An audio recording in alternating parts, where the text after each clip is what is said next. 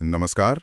आज हम उज्जैन के बहुत ही प्राचीन महाकालेश्वर मंदिर की जो कथाएं हैं और उनका जो महत्व है उसमें थोड़ी गहराई से उतर रहे हैं। जी, हमारे पास कुछ स्रोत हैं जो इस प्रसिद्ध ज्योतिर्लिंग की कहानी बताते हैं। हाँ, और देखिए, इस चर्चा का मकसद सिर्फ कहानी सुन लेना नहीं है, बिल्कुल नहीं। बल्कि कोशिश ये है कि ये जो पवित्र स्थल है, इसकी जो अनोखी परंपराएं हैं, उनके पीछे का विश्वास क्या है और ये महाकाल शब्द का असल तत्व क्या है, उसे समझें। सही कहा। तो चलिए शुरू करते हैं भक्ति, दैवीय सुरक्षा और हाँ, समय पर विजय की ये कहानी। जी। तो कहानी की शुरुआत होती है उज्जैन से। उस समय उसे अवंतिका कहते थे शायद। हाँ, अवंतिका नगरी। वहां के राजा थे चंद्रसेन। सुनने में आता है कि वो शिव जी के बहुत बड़े भक्त थे। अनन्य भक्त। और दिलचस्प बात यह है, जैसा आपने कहा, कि उनके पास शक्ति भी थी, धन भी था, पर वो थे बड़े विनम्र। मतलब रोजाना शिव पूजा में लगे रहते थे। जी। और इसी कहानी में एक और किरदार है जो उतना ही महत्वपूर्ण है। कौन? एक गरीब चरवाहे का बेटा श्रीकर्ण। अच्छा। उसके पास देखिए, न मंदिर जाने के साधन थे, न पूजा की कोई महंगी सामग्री खरीदने के पैसे। लेकिन उसकी श्रद्धा वो कमाल की थी। उसने जंगल में ही बस मिट्टी से एक शिवलिंग बनाया। अरे वाह! और पूरी भक्ति से, पूरी सच्चाई से उसकी पूजा करने लगा। तो ये दिखाता है कि मतलब भक्ति के लिए पैसा या साधन जरूरी नहीं है। बिल्कुल। सच्ची भक्ति तो भाव पर निर्भर करती है ना।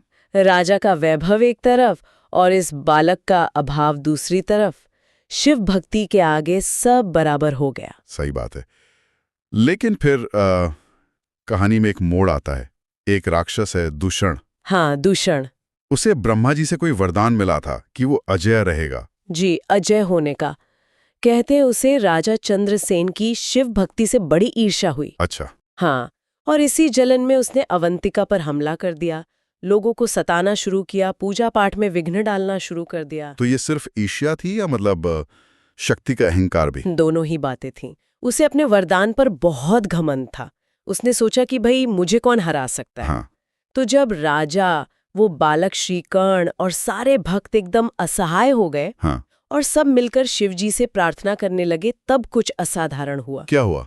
शिव स्वयं प्रकट हुए, लेकिन अपने सबसे शक्तिशाली, सबसे विकराल रूप में, महाकाल के रूप में। महाकाल? इसका मतलब क्या है? मतलब काल यानी समय? हाँ, काल मतलब समय भी और मृत्यु भी। महाकाल यानी जो समय और मृत्यु दोनों के स्वामी है, दोनों पर जिनका नियंत्रण है। तो ये बात महत्वपूर्ण है क्योंकि दूषण को वरदान तो मिला था देवताओं से, असुरों से, मनुष्यों से, अजय होने का। पर शायद काल से नहीं। बिल्कुल सही पकड़ा आपने। महाकाल का अर्थ ही है काल के नियंत्रक। दूषण का वरदान नश्वरता के दायरे में था, लेकिन शिव महाकाल के रूप में उस दायरे से परे हैं। अच्छा। तो कथाओं के अनुसार शिव ने सिर्फ अपनी एक हुंकार से, बस एक हुंकार, हाँ, अपनी शक्ति की ज्वाला से दूषण को उसके वरदान के साथ ही भस्म कर दिया। अरे वाह! मतलब कोई वरदान, कोई शक्ति महाकाल के सामने नहीं टिक सकती। बिल्कुल, परम सत्ता के सामने कुछ नहीं। और इसी घटना के बाद फिर महाकालेश्वर ज्योतिर्लिंग की स्थापना हुई। जी हाँ, शिव ने भक्तों को वचन दिया कि वो हमेशा उज्जैन में इसी महाकाल रूप में रहेंगे और सच्चे भक्तों की काल यानी मृत्यु के भय से भी रक्षा करेंगे।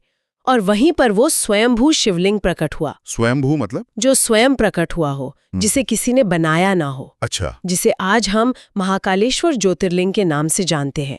ये शिवजी के 12 प्रमुख ज्योतिर्लिंगों में से एक है। और इसकी एक और खास बात बताते हैं ना कि ये दक्षिण मुखी है। हाँ, ये बहुत ही दुर्लभ है।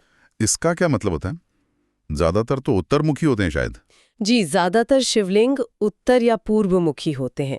दक्षिण दिशा जो है वो पारंपरिक रूप से यम यानी मृत्यु के देवता की दिशा मानी जाती है। ओह, अच्छा। तो दक्षिण मुखी शिवलिंग का सीधा सा अर्थ हुआ मृत्यु पर विजय का प्रतीक या काल पर नियंत्रण का प्रतीक। तो ये महाकाल के स्वरूप से जुड़ गया। बिल्कुल, ये महाकाल के तत्व को और पुख्ता करता है, इसीलिए ये ज्योतिर्लिंग इतना अद्वितीय है। वाकई।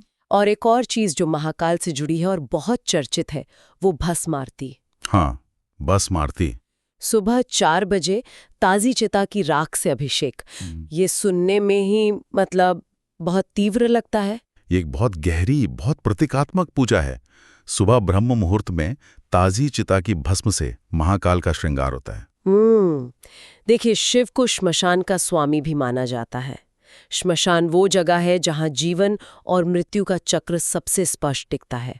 हाँ, तो ये भस्म इस बात का प्रतीक है कि ये जो हमारा शरीर है ये नश्वर है, अंत में राखी हो जाना है। सही बात है। ये वैराग्य का प्रतीक है। ये याद दिलाता है कि आत्मा अमर है, लेकिन ये सांसारिक मोह, ये शरीर, ये सब क्षणभंगुर है। तो ये आरती सीधे सीधे महाकाल के उस तत्व से जुड़ती है, संहार और नवनिर्माण वाले। बिल्कुल। जो काल के स्वामी हैं, उनके लिए भस्म श्रृंगार से उपयुक्त और क्या होगा? तो अगर हम ये सारी कथाएं, परंपराएं उनको एक साथ देखें तो मुख्य सबक क्या निकलते हैं इनसे? कई गहरे संदेश हैं इसमें। पहला तो वही जो श्रीकर्ण ने दिखाया कि सच्ची भक्ति के लिए बाहरी चीजें जरूरी नहीं, अंदर की श्रद्धा मायने रखती है।